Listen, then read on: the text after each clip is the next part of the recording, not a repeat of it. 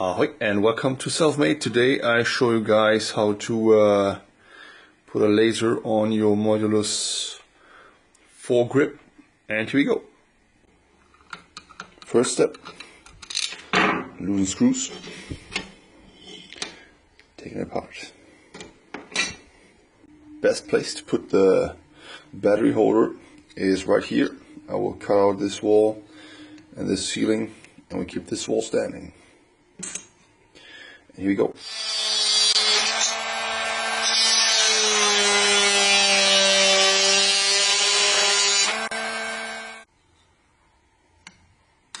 And I will take smaller cuts and just shave it down. Now I mark the spot where the battery ends, the battery holder.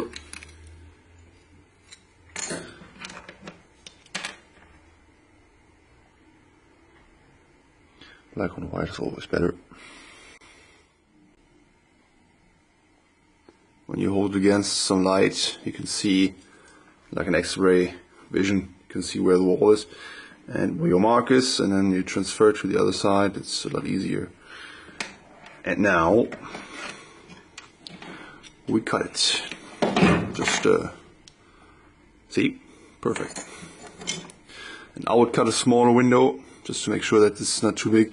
In the end, the fine adjustments can be made with a sharp knife here.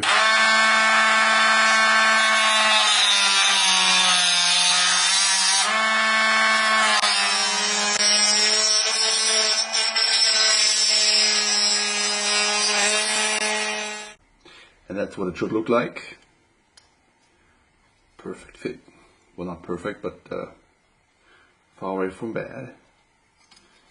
And now I think you could just hot glue it, or epoxy it, or wonder glue it.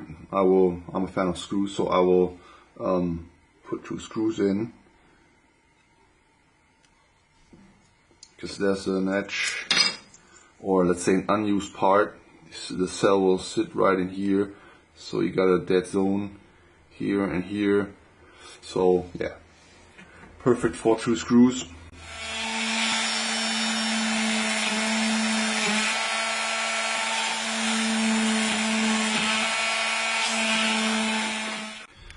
I will cut in some threads. M2, that's small.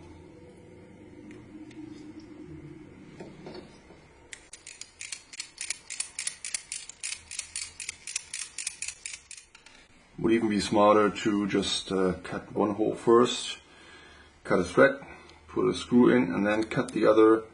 And you can make sure it doesn't shift or move, slides little weight.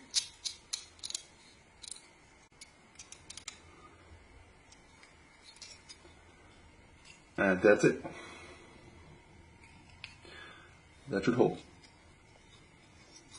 And it's not in the way at all. The screws will go in there in the end, so ready for the switch and the laser of the Noopsie, the black Noopsie. Straight line here, straight line there, brute force.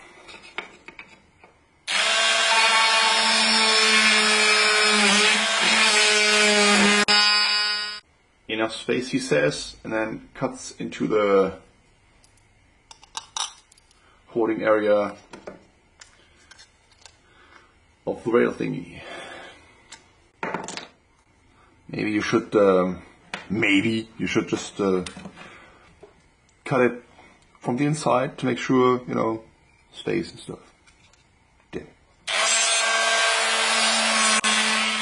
Switch in. Holes marked.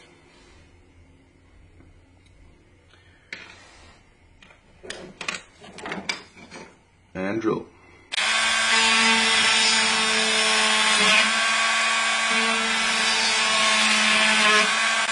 Pull off my, watch it now, French, faux pas. Torture an LED. Now we'll just glue it in there. on the flat side. fill up the ugly gap, and shows you laser is on. Including the LED.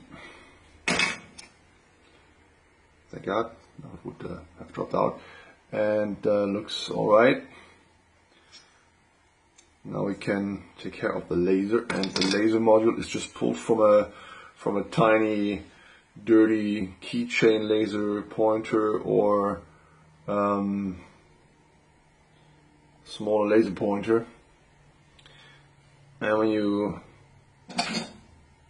hold it carefully back here, you can screw it half a turn open, and you get a bigger, like a bigger spot, because a laser is still a laser. This is 1 milliwatt, so it's eye safe, but the bigger the spot, the safer it is. And on a distance you should have a ½ inch dot, and then it's all good. Make sure it's not too sharp. Play safe. And now 6mm needs to go in here. So guess what? We drill a hole. To make the laser go in a bit easier, I shaved down this tiny pillar here. The screw will go in here, so you don't need all this space, but don't take off too much. Oh, and if you don't have a 6mm drill, you can still drill it with your Dremel tool, and then do the rest with a knife. Won't be as perfect, but in the end, some glue will hold the laser in place, so it doesn't even matter. Or you are a lucky son of a mom, just like me, and it fits super tight. Wiring is actually simple.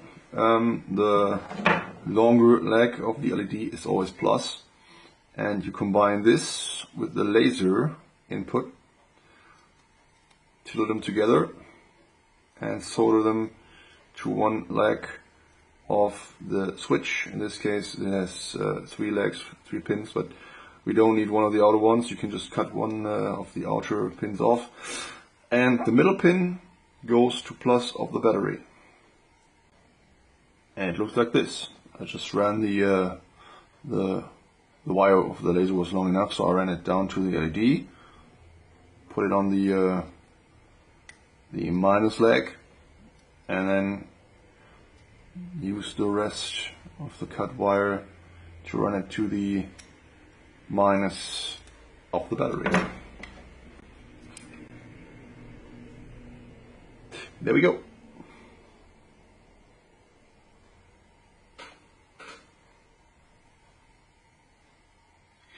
Guess we can put it back together now. And just a pro tip, even if it looks like the laser is pointing straight forward, it might point down or up a bit.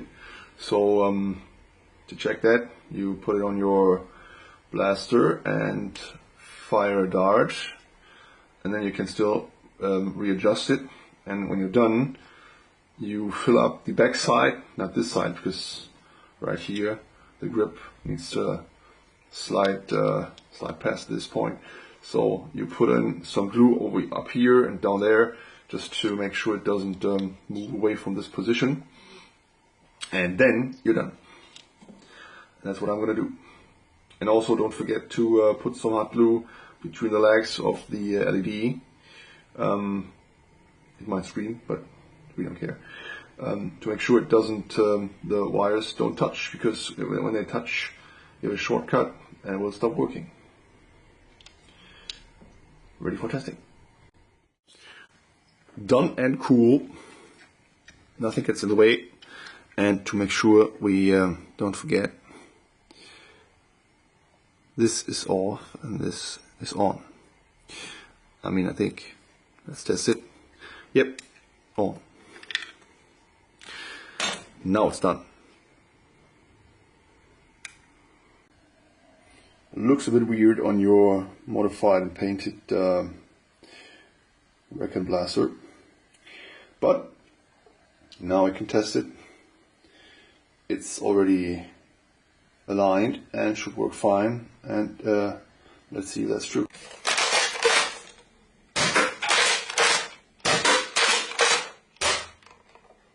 seems to work. And that's it for today, guys. If you like it and subscribe. More to come soon, more Nerf stuff, and we're gonna make a core gun soon. So stay tuned, and I'll see you guys next time.